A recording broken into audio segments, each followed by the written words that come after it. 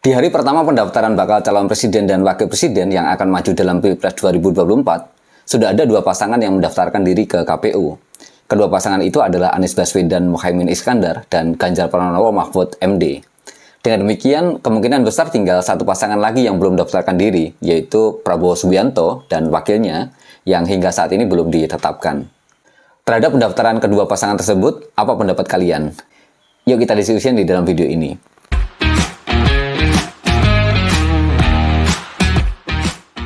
Apa kabar teman-teman? Semoga semuanya dalam kebaikan dan kebahagiaan. Melalui channel YouTube Bicaralah Buruh ini, saya Kahar S. Cahyono akan mengajak kalian untuk mendiskusikan terkait dengan pendaftaran Capres-Cawapres yang baru saja dibuka tanggal 19 kemarin. Pendaftaran akan ditutup pada hari Rabu 25 Oktober 2023. Sebagaimana kita tahu, ada dua pasangan yang sudah mendaftarkan ke KPU. Pertama, pasangan Anies Baswedan Muhaimin Iskandar, dan yang kedua, pasangan Ganjar Pranowo Mahfud MD. Oh ya, dari kedua pasangan ini, siapa jagoan kalian? Atau masih ada yang ditunggu, pasangan berikutnya yang akan menyusul maju? Tuliskan pendapat kalian di kolom komentar ya. Kalau itu ditanyakan kepada saya akan tegas mengatakan bahwa pasangan Anies Muhaimin bukanlah pilihan. Mengapa tidak memilih Anies? Dalam hal ini, saya mendukung keputusan Partai Buruh yang sudah mengeliminasi Anies Baswedan. Di luar itu, saya punya beberapa catatan terhadap partai-partai pendukung Capres-Cawapres. Boleh dikatakan tidak ada satupun dari koalisi yang sudah terbentuk yang bersih dari noda Omnibus Law. Tegas saya katakan, baik di kubu Anies, Ganjar, bahkan Prabowo sekalipun, semua diisi oleh partai pendukung Omnibus Law. Karenanya sudah sangat tepat jika kemudian kita mengatakan bahwa kita tidak akan mungkin bergabung dalam koalisi yang di dalamnya ada partai yang mendukung Omnibus Law. Partai yang berlumuran noda Omnibus Law, Undang-Undang Cipta Kerja, yang ditentang oleh kelas pekerja. Kalau toh kemudian nanti ingin mendukung capres atau cawapres, itu lebih kepada sosoknya, lebih kepada seberapa besar komitmennya dalam memenangkan agenda perjuangan kelas pekerja. Kalau semua koalisi terlibat dalam Omnibus Law, lantas apa yang membedakan?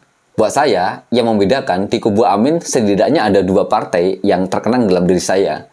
Pertama adalah PKB, partainya Muhaimin Iskandar, yang dalam beberapa periode ini selalu mengirimkan kadernya sebagai Menteri Ketenagakerjaan, dan yang kedua adalah Partai Nasdem, yang memainkan peran kunci bagi pasangan ini.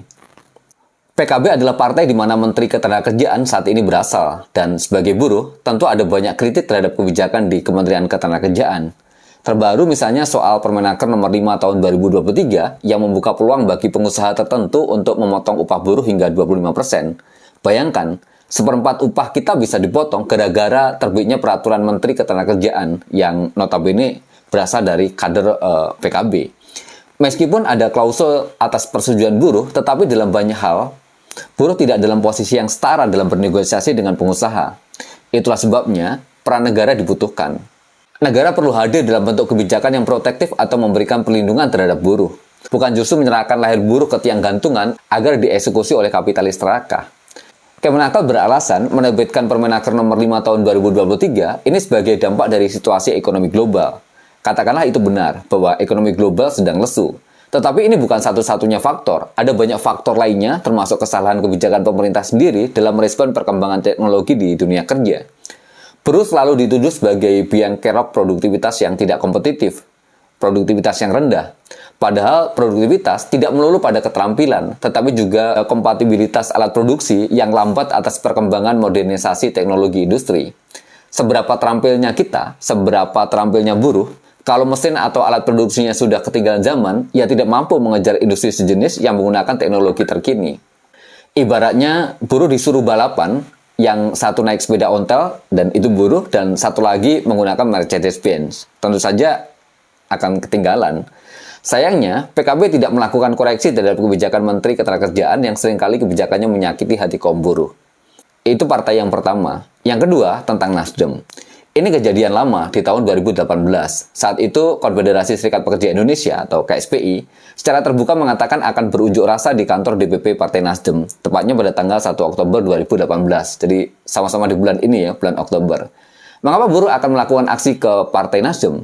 Tujuannya adalah untuk meminta Nasdem memanggil dan meminta penjelasan kepada Menteri Perdagangan yang saat itu berasal dari Partai Nasdem terkait dengan kebijakan impor yang tetap dilakukan. Selain itu, buruh juga meminta kepada Partai Nasdem untuk tidak anti kritik dan tidak mengkriminalisasikan Rizal Ramli, di mana sebelumnya Rizal Ramli mengkritik impor garam dan gula yang disebut berlebihan dari kota seharusnya. Riza Ramli saat ini adalah calon presiden alternatif dari Partai Buruh begitu ya. Ketika rencana aksi ini disampaikan, gerakan massa buruh Nasdem mengirimkan somasi kepada Presiden KSPI. Intinya, meminta agar buruh tidak melakukan demo di kantor DPP Nasdem. Peristiwa ini masih bisa kita temukan jejaknya hingga sekarang, sebagaimana yang diberitakan oleh rmo.id dengan judul "Disomasi Buruh Tetap Demo Partai Nasdem".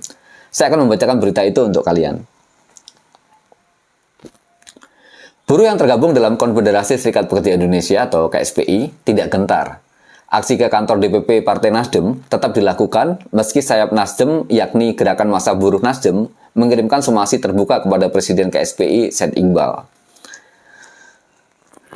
Kami memutuskan untuk tetap melakukan aksi tersebut. Kami punya harapan pada Nasdem yang membawa jargon restorasi perubahan agar tidak anti kritik dan mau mendengarkan aspirasi yang mengkritik Menteri Perdagangan yang juga merupakan kader Partai Nasdem, kata Kepala Departemen Komunikasi dan Media KSPI, Kahar S. Cahyono, Minggu 30 September.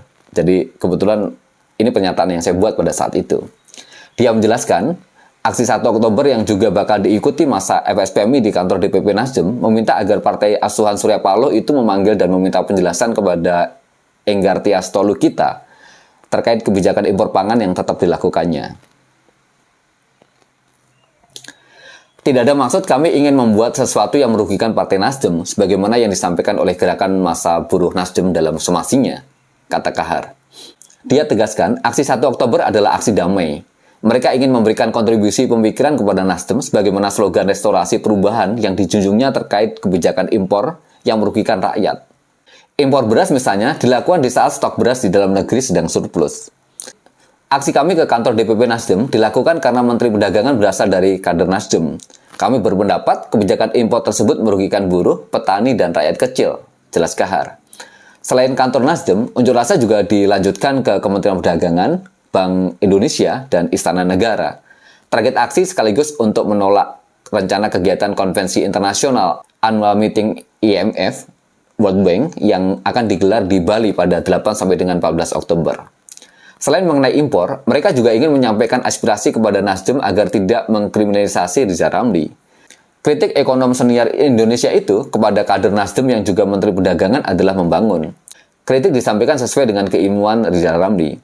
Kami buruh Indonesia mengharapkan kerendahan hati Partai Nasdem untuk tidak meneruskan persoalan hukum Riza Ramli maupun melakukan somasi terhadap pimpinan FSPMI KSPI dan masyarakat sipil lainnya yang ingin menyampaikan aspirasinya kepada Partai Nasdem, kata Kahar menjelaskan.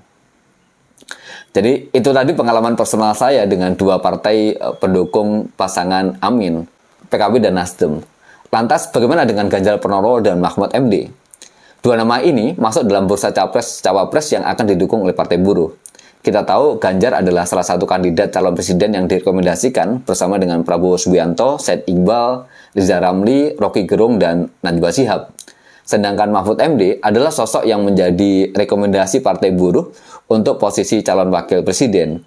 Ada nama lain sebenarnya di posisi calon presiden yang direkomendasikan oleh Partai Buruh. Ada Arsyad Rashid, ada Said Iqbal, ada Najwa Shihab, ada Basuki Hadimulyono, dan kemudian ada Susi Pujiastuti. Apakah itu artinya Partai Buruh akan menjatuhkan pilihannya kepada pasangan Ganjar Pranowo dan Mahfud MD? Belum tentu. Tentang siapa yang akan didukung, lagi-lagi harus saya tegaskan, partai belum memutuskan kepada siapa dukungan itu akan diberikan. Bisa jadi ke Ganjar atau ke Prabowo, tetapi juga tidak menutup kemungkinan tidak memberikan dukungan kepada pasangan manapun. Tetapi satu hal yang pasti, ada dua kandidat calon presiden yang sudah berbicara di seminar nasional yang diselenggarakan oleh Partai Buruh pada tanggal 18 Oktober di Gedung Perfilman kemarin. Beberapa videonya sudah bisa kalian tonton di channel YouTube Bicaralah Buruh. Dan kedua capres yang direkomendasikan oleh Partai Buruh yang sudah hadir dalam seminar nasional Partai Buruh, yang ini juga menjadi bagian dari konvensi yang digelar oleh Partai Buruh, adalah Riza Ramli dan Rocky Gerung. Tentu hari-hari ke depan akan semakin menarik untuk mengetahui seberapa jauh pemikiran dari para capres terhadap komitmennya untuk mensejahterakan kelas pekerja. Untuk itu, jangan lupa subscribe channel Bicaralah Buruh agar teman-teman bisa mengikuti perkembangan dari analisa dan perspektif kelas pekerja mengenai situasi sosial ekonomi di negeri ini. Itu saja yang bisa saya sampaikan. Sampai bertemu kembali dalam Bicaralah Buruh berikutnya.